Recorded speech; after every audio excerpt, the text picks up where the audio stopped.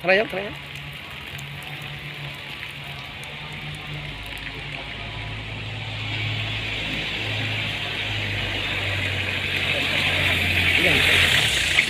যান যান যান।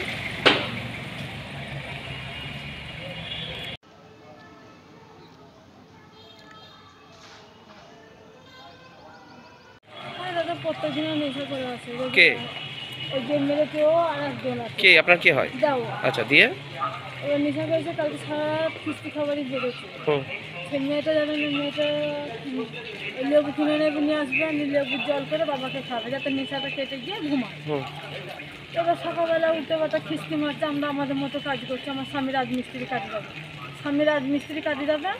আমার জমি জায়গা আছে, ফুল লাগিয়েছে, কালকে জনে একজন 70 টাকা পাবে। হুম তারপর সে টাকাটা দেয়, তারপর মুসলিমদের ছেলেদের না হানি, তারপর হানি বলে আমি তো বলে আসি যে বাড়ি এসে তারপর টাকাটা দেয়।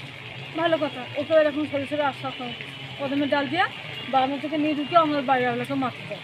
আচ্ছা, দিয়ে কে এটা আপনার দেওর? হ্যাঁ, ও দিয়ে আমাকে মেরেছে। আচ্ছা, দিয়ে এবার ওকে ঠেকি দিল, যে হানি বলছে না মিয়া, ও ঠেকি দিলে পালিয়ে চলে গেল। আমি বলছি তোকে তো কোনো কথা বলছি না, আমি তো আমাদের মতন বলছি, জন্য টাকা কাজে টাকা পাবে তার জন্য টাকা। এখন ভোট আসছে না, ভোট আসছে না দাদা, ওই মোবাইলে খবর দেখবে ওরকম কাঁচা কাঁচা খিস্তি, আমাদের ভোট নেই, আমাদের এনে আমাদের তা নেই, সেরকম উল্টো কথা খিস্তি দিয়ে আজকে কি করলো? দিয়ে আজকে ওরকম করছে। দিয়ে আপনাকে কি দিয়ে মারলো? আমাকে আমি বটি খেতে দিয়ে মেরে, এই বাসে খেতে দিয়ে রাখলাম, আমি খেতে রেখে দিয়ে সেই খেতে বাইরে খেয়েছি, যেমন মাথা খেতে গিয়েছে আমি দেখলাম, তারপর হাত দিয়ে দেখি রক্ত গেলো। তখন আমার ভাসুরের মেয়েদের জল দিয়ে ধুয়ে দিতে, ওদেরও মারতে যাবে, ওদেরও খিস্তি মার। আচ্ছা, আজকে থানায় অভিযোগ করছেন? হ্যাঁ। কি নাম আপনার? আমার নাম স্বপ্না ঘোষ। দেওরের নাম কি? দেওয়ান রবি ঘোষ। বাড়ি কোথায় আপনার? আমার বাড়ি আরমান্দি, দক্ষিণ পাড়া।